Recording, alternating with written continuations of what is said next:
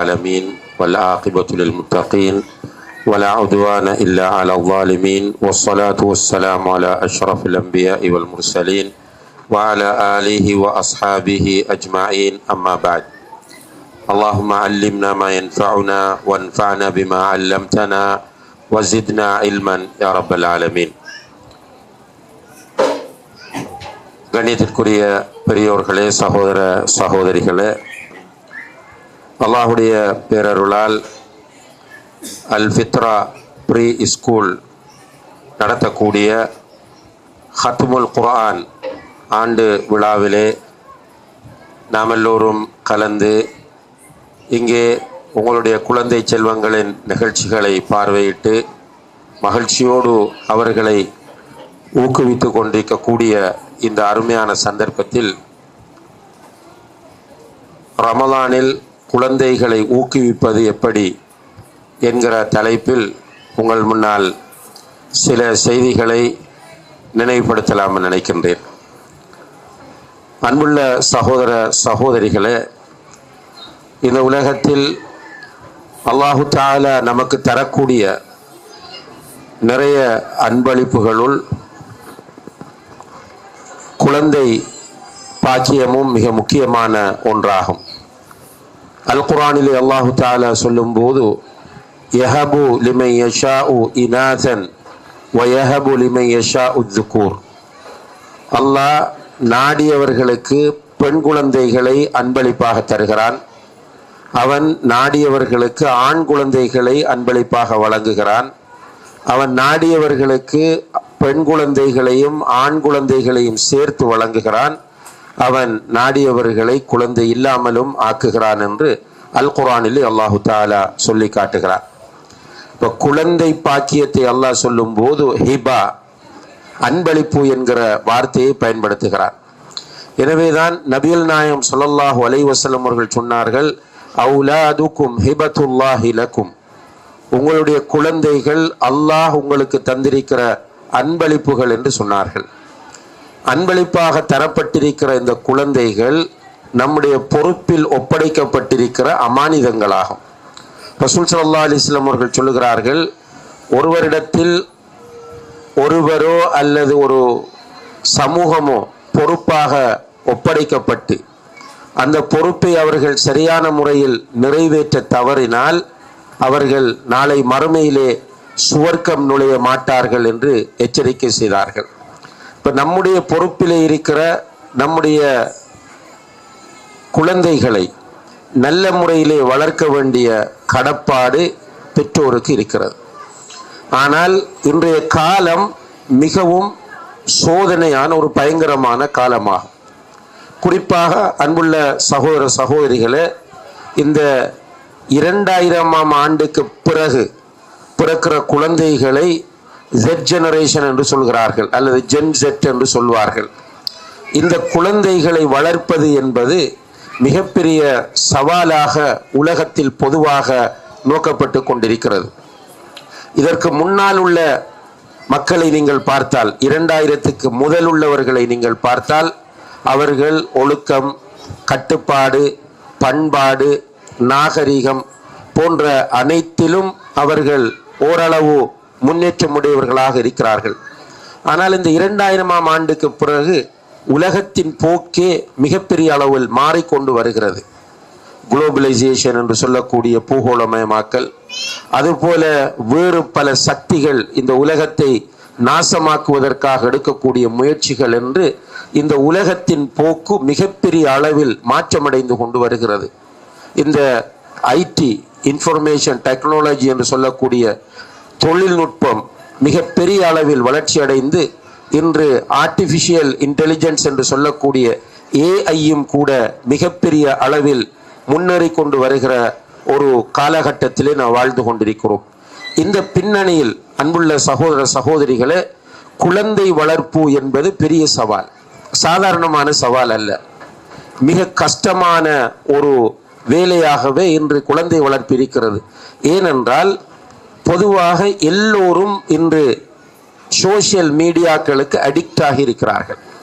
எல்லோரும் இதிலே வயது முதிர்ந்தவர், வாலிபர், சிறுவர், படித்தவர், படிக்காதவர், ஏழை, பணக்காரன், ஆலிம், ஆலிம் அல்லாதவர் என்கிற எந்த வேறுபாடும் இல்லாமல் எல்லோருமே சோசியல் மீடியாக்களுக்கு அடிக்ட் ஆகி இருக்கிறார்கள்.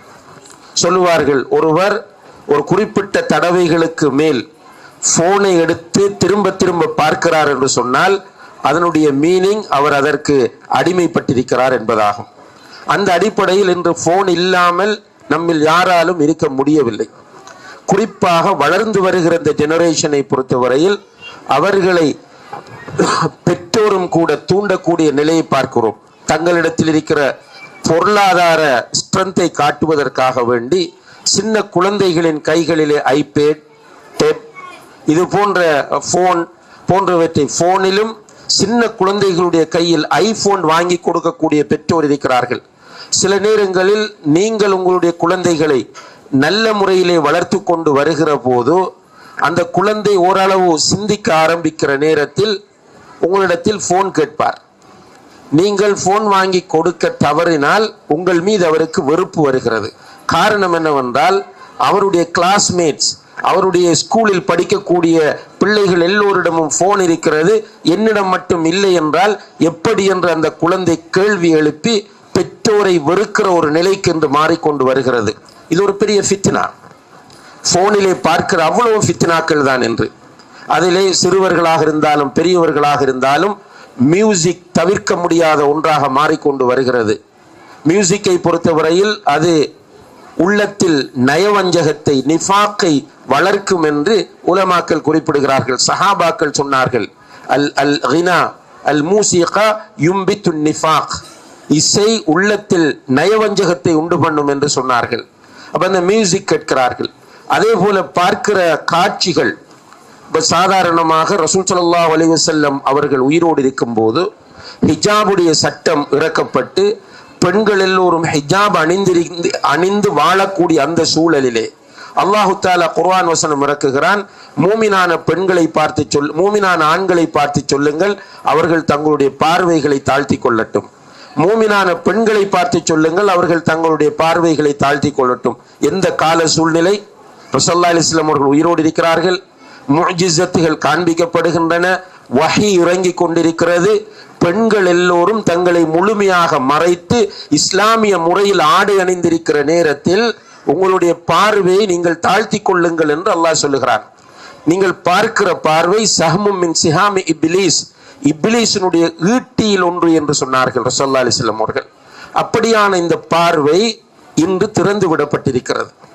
இப்ப நீங்கள் ஒரு 20-25 வருடங்களுக்கு முன்னால் ஒரு சினிமா பார்ப்பதாக இருந்தால் அது ஒரு கஷ்டமான விஷயமாக இருந்தது. அதிலும் குறிப்பாக மார்க்கத்தோடு ஈடுபாடு உள்ளவர்களால் இந்த சைடுக்கு போகவே முடியாது. ஒரு சீரியல் பார்ப்பதாக இருந்தாலும் கஷ்டம். ஆனால் இன்று தனிமையிலே ஒரு மூலையிலே உட்கார்ந்து வேண்டியதை பார்க்கக்கூடிய அளவுக்கு கால மாற்றம் ஏற்பட்டிருக்கிறது. இந்த பயங்கரமான சூழலில் பொறுப்புணர்வுள்ள, அந்த வார்த்தையை நீங்கள் புரிந்து கொள்ள வேண்டும், ரெஸ்பான்சிபிலிட்டி உள்ள, பொறுப்புணர்வுள்ள, தக்வாவும் ஈமானும் உள்ள பெற்றோரை பொறுத்தவரையில் தங்களுக்கு அல்லாஹு தஆலா அமானிதமாக வழங்கி இருக்கிற இந்த குழந்தைகளை எப்படி வளர்ப்பது என்பது பெரிய ஒரு சவாலாகவே காணப்படுகிறது. இங்கே நம்ம மிஸ் பண்ணுகிற போது குழந்தை பருவத்தில் அவர்களை சரியான முறையில் தர்பியா கொடுத்து வளர்க்க மிஸ் பண்ணினால் பிள்ளைகள் வளர்ச்சி அடைந்த பிறகு, இப்ப நிறைய பேரண்ட்ஸ் சின்ன வயதில் சின்ன குழந்தைகள் தானே என்று நினைக்கிறார்கள். 2 வயது சின்ன குழந்தை தானே, போனை பார்க்கட்டும், விளையாடட்டும் என்று நினைக்கிறார்கள். அந்த 2 வயது என்பது ஒரு குழந்தையின் பர்சனாலிட்டி, ஆளுமை உருவாக்கப்படுகிற வயதாகும். அந்த வயதில் தான் கவனமாக குழந்தை வளர்க்க வேண்டும். ஆனால் நம்முடைய பெற்றோர் என்ன செய்கிறார்கள் என்றால், நாம் அடிக்க முடியுமான, ஒழுங்கு நடவடிக்கை எடுக்க முடியுமான, திட்ட முடியுமான அந்த வயதில் குழந்தைகளை கட்டுப்படுத்த தவறிவிட்டு ஒரு 13-14 வயதை குழந்தை அடைந்த பிறகு அவன் பருவ வயதை அடைகிறான். 13-14 வயதில் பருவ வயதை அடையும் போது சிந்தனையில் மாற்றம், உடலியலில் மாற்றம், ஹோமோன்களுடைய வளர்ச்சி, இதனால் அந்த பிள்ளை கட்டுப்படக்கூடிய தன்மையை இழந்து நிற்கிற போது அவன் போதை வஸ்து பக்கம் போகிறான், ஒழுக்கச் சீர்கேட்டின் பக்கம் போகிறான் என்று கை செய்தப்படுகிறார்கள். அந்த நேரத்தில் கை செய்தப்பட்டு அவனை தண்டிக்க முற்பட்டால் வீட்டை விட்டு ஓடிவிடுவான். அல்லது பெற்றோரை வெறுக்க ஆரம்பித்து விடுவான், அல்லது விரக்தி மனப்பான்மைக்கு உள்ளாகுவான். ஸ்ட்ரெஸ், டிப்ரெஷன் போன்ற உள நோய்களுக்கு உள்ளாகி அவனுக்குரிய சொல்யூஷனை அவன் தேட ஆரம்பிப்பான். நிறைய தவறுகள் செய்வான். அல்லாஹ் பாதுகாக்க வேண்டும். எனவே குழந்தை பருவத்திலிருந்து நம்முடைய பிள்ளைகளை சரியான முறையிலே வளர்க்க வேண்டிய கட்டாய பொறுப்பு பேரண்ட்ஸுக்கு இருக்கிறது. தவறினால் மறுமையிலே அன்புள்ள சகோதர சகோதரிகளை மிக கஷ்டப்பட்டு போவோம். ரசூல் ஸல்லல்லாஹு அலைஹி வஸல்லம் அவர்கள் சொன்னார்கள், குல்லுக்கும் ராஇன் வ குல்லுக்கும் மஸ்ஊலுன் அர் ரஇய்யதி. நீங்கள் ஒவ்வொருவரும் பொறுப்பாளர்கள். உங்களுடைய பொறுப்புகளை பற்றி நீங்கள் நாளை மறுமையிலே அல்லாஹ்வினால் விசாரிக்கப்படுவீர்கள். வர்ரஜுலு ராஇன் ஃபி அஹ்லி பைத்திஹி வ மஸ்ஊலுன் அர் ரஇய்யதி. ஒரு ஆண் தன்னுடைய வீட்டை பராமரிக்க வேண்டியவன்.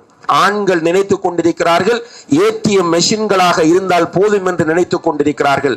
வெறுமனே பணத்தை தேடுவதும் பணம் கொடுப்பதும் மட்டுமே என்னுடைய வேலை என்று நினைத்து குழந்தை வளர்ப்பில் நிறைய தந்தைகள் என்று கவனம் செலுத்துவதில்லை. வீட்டுக்குள் நுழைகிற போது போனுடன் நுழைகிறார்கள். சாப்பிட டைனிங் டேபிளிலே உட்கார்ந்தால் போனோடு உட்காருகிறார்கள். தூங்க பெட்ரூமுக்கு சென்றால் போனோடு உட்காருகிறார்கள். சில நேரங்களில் பாத்ரூம்களுக்கு கூட, வாஷ்ரூமுக்கு கூட போனை கொண்டு சென்று அங்கே போனோடு குளிக்கிற நிலையை நாம் பார்க்கிறோம். இப்படி நிறைய தந்தைகள் நினைத்துக் கொண்டிருக்கிறார். அல்லாஹ்வுடைய தூதர் சொல்கிறார்கள், வர்ரஜுலு ராஇன் ஃபீ பைத்தி அஹ்லிஹி வ மஸ்ஊலுன் அர் ரஇய்யதி. ஒரு ஆண் தன்னுடைய குடும்பத்தை பராமரிக்க வேண்டியவன். அதை பற்றி அவன் மறுமையிலே விசாரிக்கப்படுவான். வல் மர்அத்து ராஇயத்துன் ஃபீ பைத்தி ஜௌஜிஹா வ மஸ்ஊலத்துன் அர் ரஇய்யதிஹா. ஒரு பெண் தன்னுடைய கணவனுடைய வீட்டை பராமரிக்க வேண்டியவள். அவள் தன்னை அலங்கரித்துக் கொண்டு, தன்னுடைய சுகங்களுக்கு முக்கியத்துவம் கொடுத்து கொண்டு, தன்னுடைய பிரச்சனைகள் மட்டுமே தன்னுடைய வாழ்க்கை என்று நினைத்துக் கொண்டு வீட்டுக்குள் புலம்புவதும் அழுவதுமாக இருந்து குழந்தை வளர்ப்பு, வீட்டு பராமரிப்பில் அக்கறை இல்லாமல் இருந்தால் அல்லாஹ்வுடைய தூதர் சொல்கிறார்கள், வல் மர்அத்து ராஇயத்துன் ஃபீ பைத்தி ஜௌஜிஹா வ மஸ்ஊலத்துன் அர் ரஇய்யதிஹா. ஒரு பெண் தன்னுடைய கணவனின் வீட்டை பராமரிக்கிற பொறுப்பு அவளிடம் அல்லாஹ்வினால் ஒப்படைக்கப்பட்டிருக்கிறது. அது பற்றி அவள் நாளை மறுமையிலே விசாரிக்கப்படுவாள் என்று நபிகள் நாயகம் ஸல்லல்லாஹு அலைஹி வஸல்லம் அவர்கள் ஆண்களுக்கும் பெண்களுக்கும் குறிப்பாக சொல்லி இருக்கிறார்கள். பொதுவாக அவர்கள், நீங்கள் எல்லோரும் பராமரிப்பாளர்கள், உங்களுடைய பராமரிப்பை பற்றி நீங்கள் விசாரிக்கப்படுவீர்கள் என்று சொல்லி நிறுத்தி இருக்கலாம். ஆனால் அல்லாஹ்வுடைய தூதர், ஆண்கள் நீங்கள் உங்களுடைய வீட்டை பராமரிக்க வேண்டும், பெண்களே நீங்கள் உங்களுடைய கணவனின் வீட்டை பராமரிக்க வேண்டும், உங்களுடைய பிள்ளைகளை நீங்கள் நல்ல முறையில் வளர்க்க வேண்டும் என்று தனித்தனியாக சொல்லி இருப்பது என்பது நாம் கவனத்தில் கொள்ள வேண்டிய ஒன்றாகும். உண்மையிலே குழந்தைகளை வளர்ப்பது என்பது நாம் ஏற்கனவே குறிப்பிட்டது போல ஒரு சவாலான அம்சமாக இன்று மாறி இருக்கிறது. குழந்தைகள் நம்மோடு இருப்பது மிக குறைவு. இது பெரிய ஒரு பிரச்சனை. நாம் குழந்தைகளை மேக்சிமம் வெளியிலே தான் விட்டு வைத்திருக்கிறோம். நம்முடைய குழந்தை காலையிலே ஸ்கூல் முடிந்து வந்தால் டியூஷன் அல்லது மதரசா, மக்தப் மதரசா என்று குழந்தைகள் வீட்டில் இருப்பதில்லை. இப்போ குழந்தைகளை யாரிடம் வளர்க்க கொடுக்கிறோம் என்றால் வேறு யாரோ ஒருவரிடம் கொடுக்கிறோம். ஆரம்ப காலங்களில் டீச்சர்ஸ், முஅல்லிம்கள் இவர்கள் எல்லோரும் பொறுப்புள்ளவர்களாக இருந்தார்கள். கல்வி நிறுவனங்கள் ஒரு ரெஸ்பான்சிபிலிட்டியோடு செயற்பட்டன. ஆனால் இன்று உலகத்தில் மிகப்பெரிய வியாபாரத்திற்கு ஒரு இடமாக மாறி இருப்பது கல்விதான். உலகத்திலே மிகப்பெரிய பிசினஸாக இன்று மாற்றம் அடைந்திருப்பது கல்வி. அது என்ன பேரில் வந்தாலும் சரி, இல்லா மன் ரஹிம ரப்பி, அல்லாஹ் யாருக்கு அருள் புரிந்தானோ அவர்களை தவிர பெரும்பாலான கல்வி நிறுவனம், அது இஸ்லாமிய பேரில் இருக்கலாம், சில நேரங்களில் மக்தப் மதரசா என்கிற பேரில் இருக்கலாம். ஆனால் பின்னால் இருக்கிறவர்களுடைய நோக்கம் என்னவென்றால் இதை வைத்து உழைப்பது. இப்படியான ஒரு நிலை. ஒரு டீச்சர் இருப்பார், அது ப்ரீ ஸ்கூலாக இருக்கலாம், அல்லது அடுத்த நிலையில் உள்ள ஸ்கூல்களாக இருக்கலாம், அல்லது காலேஜாக இருக்கலாம். அங்கு வரக்கூடிய டீச்சர்ஸ்களுடைய நோக்கம் அவர்கள் ஏர்ன் பண்ணுவது, சம்பாதிப்பது. இன்னும் ஒரு காலேஜ் அவர்களுக்கு அதிகமாக சம்பளம் தருவதாக அழைத்தால் போய் விடுவார்கள். ஆனால் ஆரம்ப கால டீச்சர்ஸ்கள் அப்படி இருக்கவில்லை. மாணவர்களை உருவாக்க வேண்டும், நல்ல மனிதர்களை உருவாக்க வேண்டும் என்ற ஒரு லட்சியம் அவர்களிடம் இருந்தது. இப்போ இந்த சூழலில் நாம் பிள்ளைகளை ஸ்கூலுக்கு அனுப்புகிறோம், டியூஷனுக்கு அனுப்புகிறோம், நம்முடைய குழந்தைகளை வேறு வேறு இடங்களுக்கு அனுப்புகிறோம். நம்மிடத்தில் குழந்தைகள் இல்லை. இப்ப நம்மிடத்தில் இருக்கிற அந்த தர்பியா, நம்மிடம் இருக்கிற அந்த நம்முடைய ஆசையின் அடிப்படையில் குழந்தையை வளர்ப்பது என்பது நமக்கு கஷ்டமாகிறது. இப்ப இந்த சூழலில் அன்புள்ள தாய்மார்களே, சகோதர சகோதரிகளே, ரமலான் மாதங்கள் நம்மை வந்து போய் கொண்டிருக்கின்றன. இந்த ரமலான் மாதங்களில் முடியுமானவரை பிள்ளைகளோடு இருப்பதற்கு நமக்கு வாய்ப்பு இருக்கிறது. இந்த ரமலான் என்பது 2 நாட்களோ 3 நாட்களோ அல்ல, கம்ப்ளீட்டாக ஒரு மாதம். இந்த மாதம் நம்முடைய வீட்டில் மட்டுமல்ல என்றால், சில நேரங்கள் நம்முடைய வீட்டில் மட்டும் ஒரு ஆன்மீக சூழல் இருந்து மற்ற வீடுகளில் இல்லை என்றால் பிள்ளைகள் மிஸ் ஆகுவதற்கு வாய்ப்பு இருக்கிறது. ஆனால் நம்முடைய வீடு மட்டுமல்ல, நம்முடைய உறவினர்கள் அத்தனை பேருடைய வீடும், நம்முடைய பகுதியில் இருக்கிற அத்தனை முஸ்லிம்களுடைய வீடும், நம்முடைய ஊரில் இருக்கிற அத்தனை முஸ்லிம்களுடைய வீடும் ஒரு ஆன்மீக சூழலுக்குள் வரக்கூடிய ஒரு மாதம் தான் ரமலான் மாதமாகும். ரமலான் மாதத்தை உண்மையிலேயே முன்னையோர் சலஃபுகள் என்று சொல்லக்கூடியவர்கள் பல மாதங்களுக்கு முன்னால் இருந்து துஆ கேட்டு அல்லாஹ்விடத்தில் ஏங்கி ஏங்கி கெஞ்சி கெஞ்சி கேட்டு அடைவார்கள்.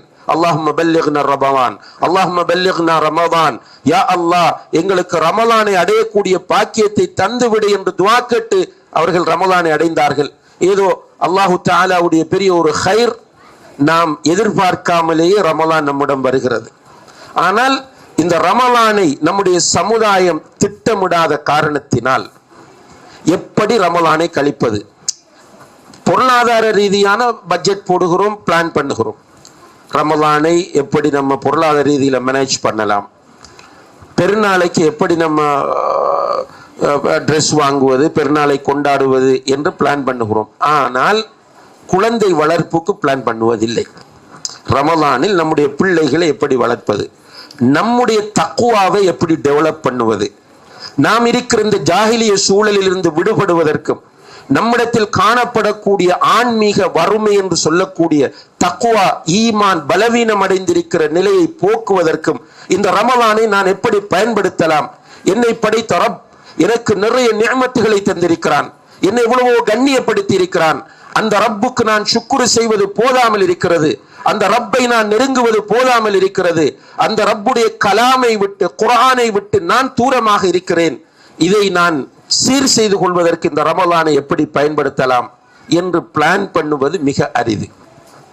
இப்ப நம்ம பேசிக்கொண்டிருப்பது யாரோடு என்று கேட்டால், ஓரளவு இதிலே அக்கறை உள்ளவர்களோடு. ஆனால் நம்முடைய சமுதாயத்தில் பெரும்பாலானவர்களை நீங்கள் பார்த்தால் ஜாஹிலியத்தும் ஃபித்னாவும் நிறைந்த ஒரு வாழ்க்கையிலே மூழ்கி போய் கொண்டிருக்கிறார்கள். எல்லாமே இந்த உலகம் என்று நினைத்து கொண்டிருக்கிறார்கள். காசு பணத்தை வைத்து வெற்றி அடைந்து விடலாம் என்று நினைக்கிறார்கள். பெரிய வீடுகள், சொகுசான வாழ்க்கை, ஆடம்பரமான வாழ்க்கை, நகை நட்டுக்கள், சொகுசான வாகனங்கள், சமூகத்தில் ஒரு செல்வாக்கு, இதனோடு இருந்து நான் மௌத்தானால் வெற்றி பெறலாம் என்று நினைத்து கொண்டவர்கள் தங்களை தாங்களே ஏமாற்றி வாழ்ந்து கொண்டிருக்கிறார்கள். ஆனால் நிலைமை அப்படி அல்ல. உண்மையிலேயே மௌத்தும் நம்மை துரத்தி கொண்டிருக்கிறது. நாம் வாழுகிற இந்த காலத்தில் திடீர் மரணங்களை அதிகமாக பார்க்கிறோம். சிறு வயதை உடையவர்கள், இள வயதினர் மரணிப்பதை பார்க்கிறோம்.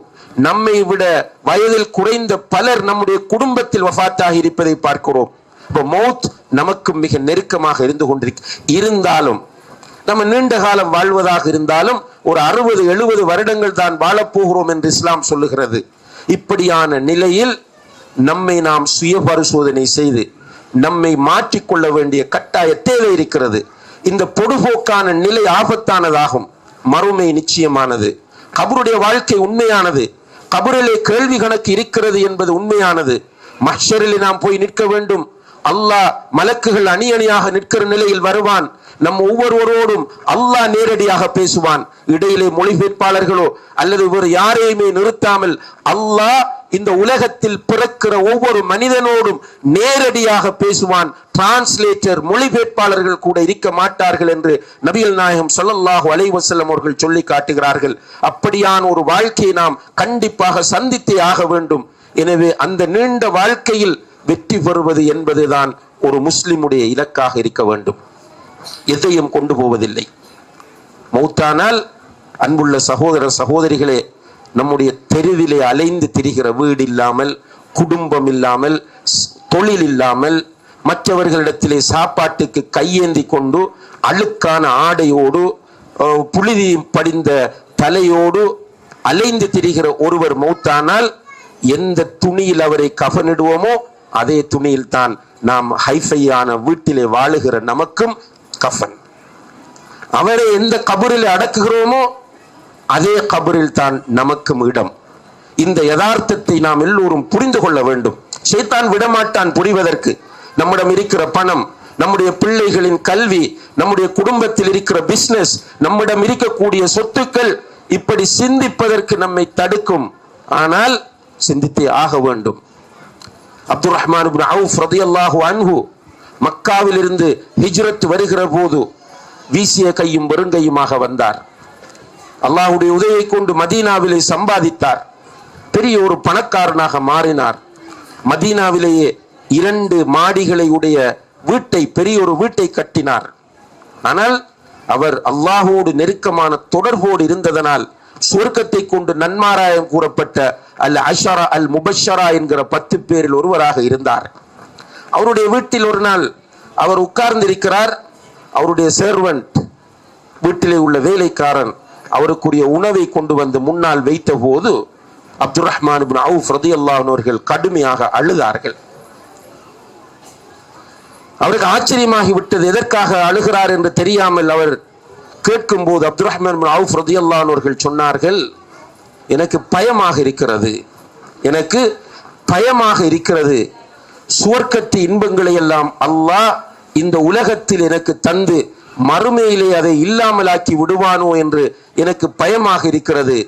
இந்த உலகத்தில் மிக கோடீஸ்வரனாக வசதிகளோடு வாழ்ந்த முஸ்அப் இப்னு உமைர் ரலியல்லாஹு அன்ஹு அவர்கள் இஸ்லாத்தை ஏற்றுக்கொண்டதனால் வறுமை கோட்டுக்கு கீழே தள்ளப்பட்டார். கடைசியிலே அவர் உஹதிலே ஷஹீதாக்கப்பட்ட போது அவரை கஃனிடுவதற்கு அவர் அணிந்திருந்த ஆடை போதாமல் மேல் பகுதியை அவருடைய ஆடையினால் கஃனிட்டு கீழ்ப்பகுதியை இல்ஹிர் என்கிற புல்லினால் கஃனிட்டார்கள். அல்லாஹ் அவருக்கு சுவர்க்கத்தை கொடுத்தான். ஆனால் எனக்கு இந்த உலகத்தில் கிடைக்கிற இந்த இன்பங்கள் பயமாக இருக்கிறது என்று சொல்லி அவர் அழுதார் என்பதை பார்க்கிறோம். இவர்கள் வாழ்க்கையை ரியலைஸ் பண்ணியவர்கள், வாழ்க்கையை சரியாக புரிந்து கொண்டவர்கள். எனவே அன்புள்ள சகோதர சகோதரிகளே, நம்முடைய சிந்தனையில் மாற்றம் வர வேண்டும். இப்படியே இருந்தால் தோல்வி தோல்விதான், மௌத்து தான். மௌத்தானதற்கு பிறகு திரும்ப வர முடியாது. மலக்குல் மௌத் அலைஹிஸ்ஸலாம் வந்து யா ரூஹல் ஹபீஸா, கெட்ட உயிரே, அல்லாஹ்வுடைய கோபத்தின் பக்கம், அவனுடைய தண்டனையின் பக்கம் வெளியே வா என்று அழைக்கிற போது சான்ஸ் தரப்பட மாட்டாது. நான் கொஞ்சம் டைம் கொடுங்கள், நல்லவனாக வாழ்ந்து காட்டுகிறேன் என்று கெஞ்சுவோம். எந்த வாய்ப்பும் தரப்பட மாட்டாது. அல்லாஹ் பாதுகாக்க வேண்டும். எனவே இந்த பயத்தோடு இந்த உலகத்தில் நாம் வாழ வேண்டும். இன்ஷா அல்லாஹ் வரக்கூடிய ரமதானை எப்படி நாம் சரியாக பயன்படுத்தலாம் என்று பிளான் பண்ணுங்கள், திட்டமிடுங்கள், குடும்பத்தோடு உட்காருங்கள். உங்களுடைய பிள்ளைகளுக்கும் அழகான ஒரு பிளான் அமைத்து கொடுங்கள். அவர்களை என்கரேஜ் பண்ணலாம், தாராளமாக என்கரேஜ் பண்ணலாம், மோட்டிவேட் பண்ணலாம். உங்களுக்கு பரிசு தருவேன். அவர்களிடத்தில் முகஸ்துதி, ரியா அதெல்லாம் கிடையாது. அவர்களுக்கு நாம் கொடுக்க வேண்டியது பயிற்சி, தர்பியா.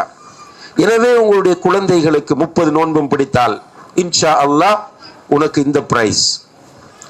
யார் வீட்டில் எல்லோரும் 30 நோன்புகளையும் பிடிக்கிறாரோ, சின்ன பிள்ளைகளுக்கு நான் சொல்றது, அவர்களுக்கு கடமை இல்லை நோன்பு.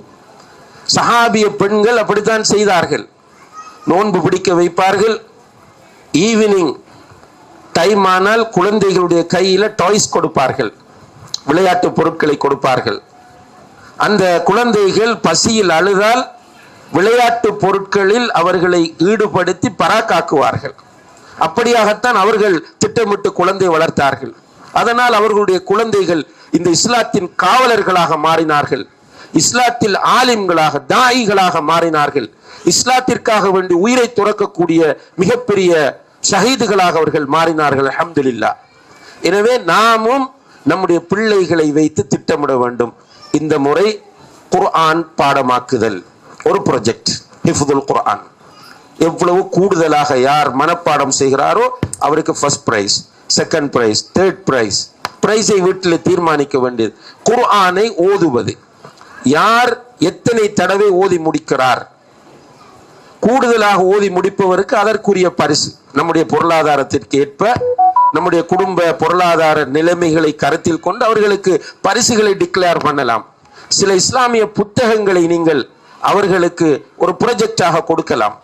இந்த புத்தகத்தை நீங்கள் ரமலானில் வாசித்து முடிக்க வேண்டும், கடைசி 27வது நோன்பிலே எக்ஸாம் வைப்போம். அது ஹஸ்பண்ட் செய்யலாம், மனைவியையும் சேர்த்து, அல்லது எல்லோருக்கும் அதை ஒரு ப்ரொஜெக்டாக வைத்து அதை வேறொருவரை வைத்து அதற்குரிய கேள்விகளை எடுத்து போட்டி வைக்கலாம். இப்படியாக வீட்டில் குழந்தைகளுக்கு குர்ஆன் பாடமாக்குவது, குர்ஆன் ஓதுவது, இஸ்லாமிய புத்தகங்களை வாசிப்பது, நோன்பு பிடிப்பது, கியாமுல் லைலில் இரவு தொழுகையிலே ஈடுபடுவது, ஒவ்வொரு நாளும் 12 ரக்காத் சுன்னத்துக்கள் தொழுவது என்று நம்முடைய வேலை திட்டங்களை பிரித்து கொடுத்து அதை ஒரு